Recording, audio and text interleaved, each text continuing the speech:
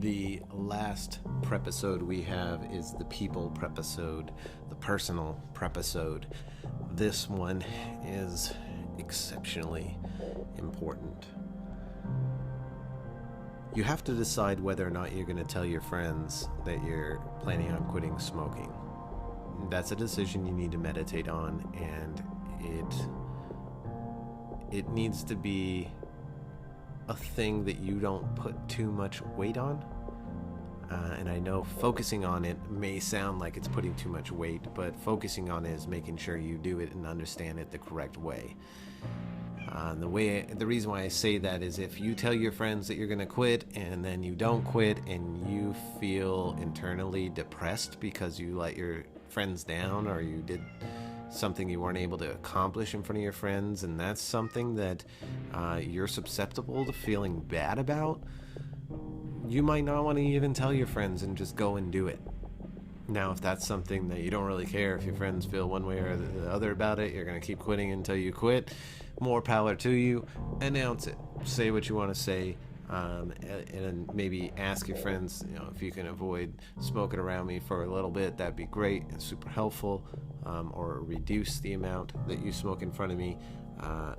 I personally recommend avoiding the friends that you have that smoke cigarettes. I know that sounds terrible, but it's a short period of time.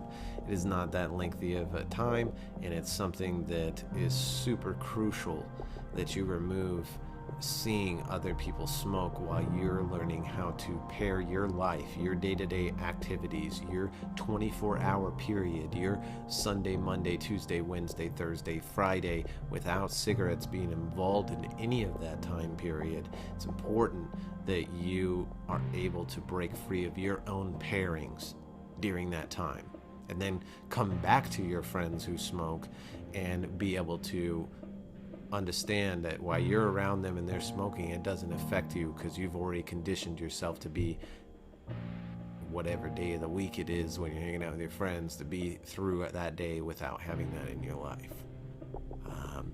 But the first couple weeks, those are rough. So I highly recommend that you stay away from your friends during that period of time if they smoke. And they're not planning on quitting along with you. And even if they are, I do recommend still staying away from them, because if they relapse, it may feel like you have to relapse to make them feel better about it. And I'm going to put a challenge out there for you, and this is really going to hit home, and this is where I'm going to put a lot of accountability on you being the stronger friend. You quitting is the strongest thing that can ever happen for your friend, as far as a tool set in helping them conquer and quit their addiction.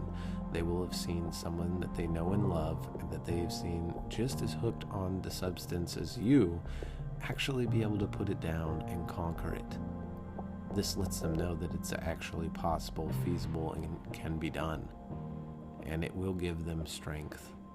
So, yeah, it might be hard being the first friend to quit, but you'll be sacrificing so much for that other friend who will need every ounce of help they can get to conquer this addiction that is not only making them poorer over time, substantially, but is also robbing them of their health and potentially their loved ones as well. So, on a lighter note, you should also avoid smoking areas for the first 2 weeks. So if that's usually where you hang out at work, don't. For me, I moved my hangout area on breaks to my car, and I did the podcast. If you feel the need to chime in and add a segment to that particular podcast episode after you listen to it at the end of the day, do that. If you want to do an audio journal yourself, do that.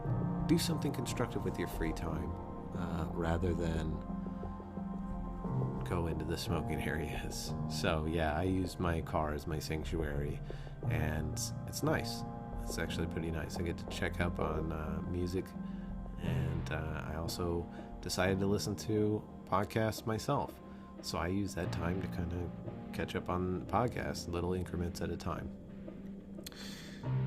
Lastly, and possibly the most important, you need to speak with your loved ones, those that live around you and that are going to be around you during this period that you're quitting your addiction and you're quitting this habit.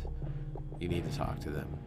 Maybe you need to have them listen to this particular episode. You need to have the conversation with them that there is a possibility that this will be one of the greatest challenges that you've ever faced, and that during this process your mind will actually try to turn on itself and it will become like an animal in a way where it can lash out and be angry and say or do hurtful things or have harmful tones of voice, and you have to have your loved ones understand that you're going to go through that and it will subside, and to have patience with you and to try to help you not avoid that so much that you want to and hate that so much that you're like, oh God, I don't want to be like this. I don't want to be this trashy, angry person. I'm just going to go smoke again. You need to have the conversation with your loved ones that you're going to go through that process and you still need to maintain. That's one of the most trying parts of the whole experience of quitting, is getting to that point where your brain and your body is just turning completely on you. It's driving you mad and you're getting angry for no reason whatsoever. Things are frustrating you in ways that they hadn't before, and it really becomes so traumatic that many people cave. They go, well, it'd just be easier to go back. It's not. That doesn't last forever. It passes. It passes. You can say you're sorry. You can apologize for it after, and you can go on living your life happier, ridding yourself of this particular addiction and getting beyond it. You just gotta help these people understand beforehand that this is coming, because you can permanently damage relationships with people. Now, as far as physically manifesting your anger, don't be an idiot. Don't punch things. Don't punch things. If you're somebody that manifests your anger and physicality, don't punch holes in your walls. Go get a fucking punching bag. Excuse the French, but handle your business correctly. Don't be an idiot. And definitely don't hurt people. Don't touch people physically. That should be, if you are somebody that has physical discipline with your children and you're trying to quit smoking, you do not touch your kids during that time period. That's off limits. Don't do it. Don't do it at all. If you are in a separated household and you happen to have that same kind of discipline, then you have that other person watch your kids during that time period. If you can't, back away. But you should not be manifesting your anger through physicality. And yeah, that's something that you need to warn everybody of, is that anger is something that can happen as a reflection or a response to the body going into shock and panicking, that it doesn't have this stimulant that it's had for such a substantial amount of time. It's literally something that it's lived off of, lived with for X amount of years. Some people have smoked for decades. That your body doesn't know what to do with something that it hasn't had or hasn't gone without. Rather, it hasn't gone without for decades upon decades. That's crazy, and your body's going to react as such. Some ways to help curve the potency of the withdrawal is to wean yourself off. You can use the previous Prepisodes to learn how to do that. You can stop pairing certain things to reduce the amount of nicotine that you have in your system when you get to your quit date. And while you're quitting, there'll be less things that you've paired together throughout your day-to-day. And you can also make sure that nicotine levels are kind of low, normal to low, when you actually arrive at the quit date. That helps a lot too. But if they're super high, if they're as high as they've ever been because you smoked out of panic if you're not going to smoke anymore, expect a very, very turbulent and rough withdrawal. That's my advice.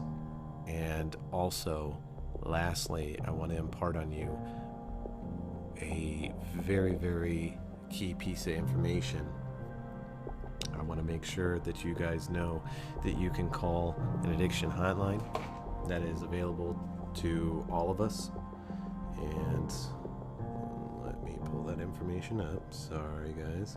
Should already be prepared, but I wanted to make sure I included that in this particular podcast, and I didn't skip over it. So it's going to be 1-800-662-HELP. Okay, you spell out help with the phone. And that always irritates me when people, like, it's convenient if you're just going to memorize a phone number, but people don't memorize phone numbers anymore. So put it in your phone. It's 1-800-662-4357. That's the National Addiction Helpline. It is confidential. It's free. It's 24 hours a day, 365 days a year. It's an information service. It's a support service. It's in English and in Spanish, and it's for individuals and family members facing mental and or substance use disorders. This helpline provides referrals to local treatment facilities, support groups, community-based organizations. Callers can also order free publications and other information. But if you find yourself getting to the point where you're really, really struggling with it, rather than just go, I'm just going to go buy a pack of cigarettes. It'd be so much easier to do this. Don't do that. You've always done that. You've been faced with this challenge over and over and over every time you tried to quit, and you always fail this one test. Would it be easier just to go and smoke again? And it's about time that you pass that test just for once in your life, just for one time. I told myself when I was finally ready to quit, and I've got the final tool in my belt, that I was confident now that I can actually do it. I told myself, Randy, you've been smoking for over 20 years of your life, and it's been a dominant presence, and it's been something that at one point when you first started smoking, you thought that you would have more willpower over it than everyone else, and that you would be able to put it down on your terms when you were ready to quit.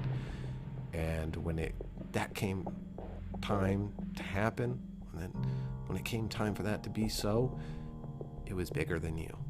And every time you quit, you always caved that same test. It'd be easier to just smoke. And you finally thought to yourself, if I'm going to be hooked on this thing for the rest of my life, if this thing really is going to own me, then I owe it to myself, to my body, to my mind, to my soul, to know at least what 1 year after becoming a smoker, at least what 1 year, one solid year feels like not being a smoker. What would it be like? Am I going to like it? Is it going to be just constant, overwhelming stress? Is it going to be something I miss? Is it going to be something that's worth keeping around and feeding all this money into? Is it worth dying for? Because it's going to kill me. Is the look, is the image, is the feeling all worth it? And I wanted to know. So I quit for a year. And I can tell you that I felt better physically. I was more productive than I had ever been in my life. All of a sudden I'm doing things that I wanted to do, and just for whatever reason never had the energy to do or the drive to do. I found more time in the day to achieve the things that I wanted to do. And I got to see that it's very possible. It's not so hard to quit. People say it's such a struggle, and it is, unless you've seen the other side. Once you get to the other side of a substantial amount of time without it in your system, without it in your life, it's not that hard at all. And you can see it and hear it in this podcast. I don't want to give you guys the wrong expectations, and I told you this in an earlier Prepisode, but I really did not struggle this second time around because I understood how awesome the other side is and how doable it is. Life became so much more to manage. So much easier to manage, sorry. Not more to manage. My life actually, I feel, got less complicated. And I don't know if that's just because of... it's probably just a matter of random circumstance. But stress was so much easier to manage. Not having something to attach to it. I was able to pass through and be kind of indifferent in a way. And not have to attach so much emotion. So I want to impart on you guys that it is not as challenging as you've been told. It is well within your capability, and I'm here to go through the process with you day by day. I will quit for a second time and do it right there along with you, as well as other listeners. Many listeners are going to quit for the very first time, and they're going to call into this podcast, and they're going to be right there with you. We're all going to be able to conquer this and put it back past us together. And we will, by doing that, help prevent future generations from adopting this awful habit. I wish you all the best of luck. Stay positive. Don't give up on yourself. And quit until you quit.